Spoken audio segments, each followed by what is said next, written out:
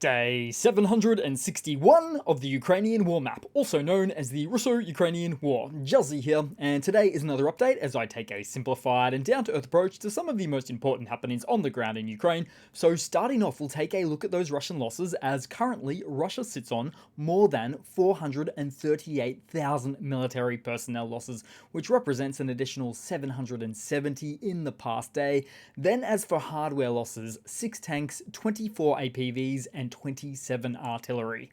Then, as for a weekly look at the territory of control, where I will concede, over the past 7 days, Russia has gained 0.002% of land in the country of Ukraine, where Russia was previously sitting at 18.005% in captured territory of control, and are now just a fraction of a percent above that. And of course, the pro-Putinists in the comments here and elsewhere never like you drawing attention to these types of dismal figures, so it's handy to pop these figures up on the screen once a week. Then we'll head across to the map today. We'll start out in the Russian region of Belgorod, as for the 5th time in a week, Russian aviation has dropped another one of their air-launched Fab 250 glide kit munitions on their own territory, with, in this incident, not surprisingly occurring in the Velukai district, which closely borders Ukraine.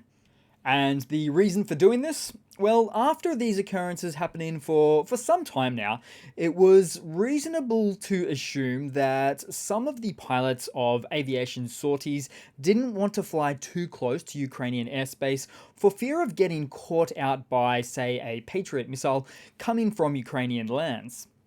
As such, Russian pilots would drop their loads on Russian soil and fly back home to safety. Now, this was the ongoing presumption, but then later it was confirmed from multiple Russian sources that Russian pilots were effectively panicking over the risks involved to their own lives after Russian commanders forced them on such dangerous missions. And so now we see events like these as being part and parcel of the new landscape from time to time. But more on that situation later in the video. Then on the Russian map, worthy of a mention because about 24 hours ago now, the Novocherkassk power plant in Russia's Rostov Oblast came under attack by Ukrainian drones, resulting in a fire and the shutdown of multiple power units. The incident occurred early in the morning, with the local residents reporting multiple explosions in the area.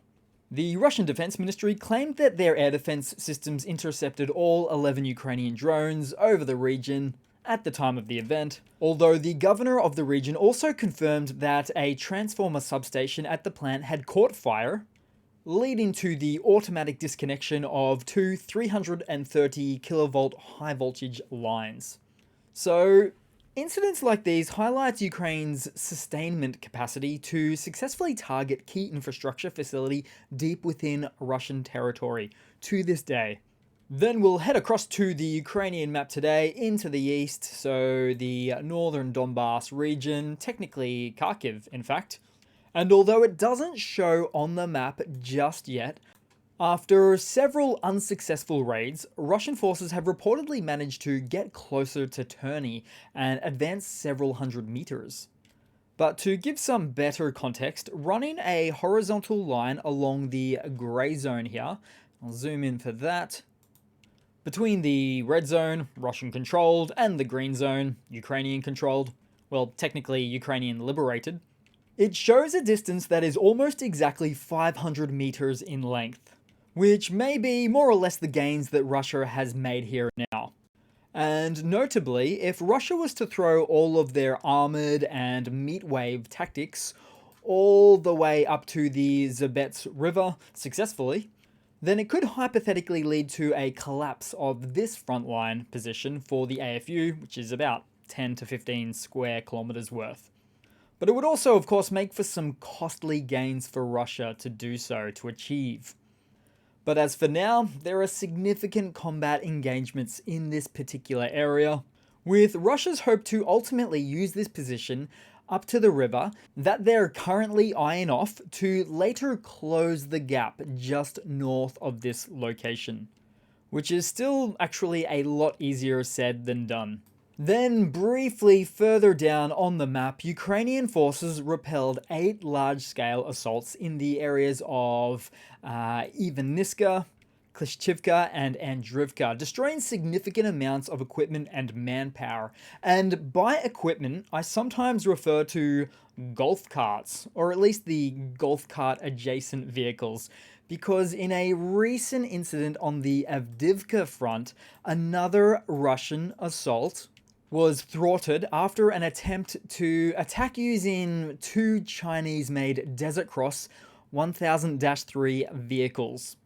All the meanwhile, with Ukrainian forces now commenting on the increasing usage of these types of vehicles by the Russian army, which Russians also claim to be their latest edition of their defense complex. So, according to multiple sources, the Russian units are now frequently deploying the golf carts on the front lines, with the tactics involving transporting 5 to 8 infantrymen on each golf cart to the front line, where they abandon the vehicle and are expected to seize and hold positions. And they really are using them as a replacement to, say, BMP infantry fighting vehicles or other armoured personnel carriers in conjunction with, for instance, a single tank, as with 2 such events here. Needless to say, the AFU forced the tanks to disengage and the golf carts to be destroyed later. So what we're legitimately seeing here is an army using unconventional and not fit for purpose equipment on the battlefield. It's unprofessional, it's embarrassing, and a disgrace to all Russians. And it's all happening right at the time where the Russian army is clearly being forced to economize their armored vehicles, their stocks that they have, right at the time where they're looking to push to make further land gains. And so this is what the Kremlin is spending their Russian sovereign wealth fund on, dwindling those reserves, which are going towards ineffective vehicle platforms that cost about $20,000 a unit. And in my judgment, although difficult to prove at this stage, is that Russia is purchasing these from China by means of the sale of their own discounted gold reserves as well. Putin is just selling out his country's future, all for this war. Well, either that or he's an undercover sleeper agent that's against the Russian state. You decide. Then somewhere in the east and south today, as a Ukrainian FPV munition slams into the driver's hatch of an abandoned Russian T-80 main battle tank. Then we saw a bit of drone-on-drone action, with a Ukrainian drone slamming into a Russian fixed-wing drone. Very nice, and we've seen this sort of an incident before. But then also, on the map, Ukrainian forces drop an air-launched French Hammer precision strike munition on a Russian drone operator's position at, in fact, this one was in North Chornyanka, which is in the Kherson Oblast. Right there. Then briefly, we'll head to the capital of Kyiv in Ukraine, as it appears that some of Russia's quote-unquote impossible to intercept Zircon hypersonic missiles have been intercepted twice, just yesterday. And with a cost reportedly worth an impressive $10 million per unit, it's not something we see much of in this war. And so apart from the scores of debris from the missile left from the intercepts, it's not really functioning as advertised. Then we'll head across to some news for today. So EU High Representative Joseph Borrell has just confirmed that the European Union has delivered 500,000 artillery shells to Ukraine, halfway to its goal of providing 1 million shells by the end of the year. This announcement comes after the EU pledged in March of 2023, so really exactly this time last year, to supply Ukraine with 1 million shells within a year. However, reports emerged in around October of 2023, suggesting that the European bloc would struggle to meet this target due to difficulties in ramping up the production. Although, in addition to the 1 million donated shells, Borrell stated that another 400,000 shells would be provided to Ukraine through commercial contracts with the European defense industry. But as for this most recent announcement of the mentioned 500,000 shells sent to Ukraine by the end of this March, Borrell referred to the initial 170,000 already previously sent months ago, but now also with the finalizing of the arrival of an extra 330,000 or so shells to reach that 500,000 mark that he spoke of. And although it's not enough in isolation, we can finally see some better ramp up in production of these artillery munitions. But in all of this, during this time period, luckily the Czech Republic has sourced a whopping 1.5 million shells, most of which are the larger 155mm NATO standard caliber, which is just the gap fill Ukraine needs as it awaits larger European supplies. Then headed across to a super quick Russian military mobilization blunder segment. So this is some footage of a captured Russian POW that explained how he came to be captured. So long story short, Ukrainian IFVs were rolling up to his position and their Russian side was taking on heavy fire. Then Russian soldiers, including this man, put their hands up stating that all they wanted to do was get captured because this is the only way they knew how to survive. A small but clever bunch.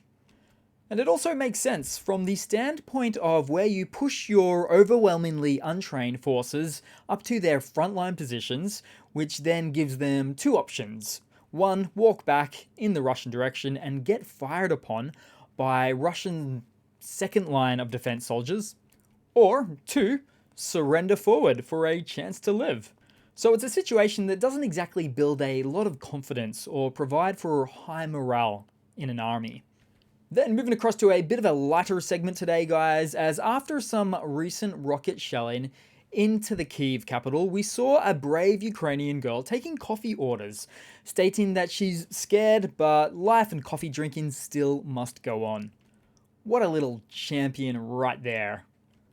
Then moving across to a quick funny to round it all off with today, guys. So in Voronezh of Russia, a Russian Su-34 jet decided to just hang around when it got caught in the high tension lines, with the event damaging the power lines and de-energized part of the power grid in the area. So just possibly one less Russian jet for Ukraine to worry about for a while. But the bigger issue here is the well-reported case of the critical shortage of trained pilots that the Russian military faces as a result of many lost Russian planes and pilots, particularly in just the past 6 months. And the question of training is part of exactly why Ukraine doesn't actually have their F-16 jets deployed yet. Sometimes you've just gotta do it right the first time. But don't worry, Putin, as little as 60 more days to see those newly acquired birds in the sky. So thanks again for watching, guys. Perhaps a slightly shorter video today. But either way, I wanted to keep you guys updated with a few nuggets here and there from this underdog of a channel. So thanks again, guys, for your support. Please continue to like and comment, and I do hope to see all of you guys there in the next one. Cheers!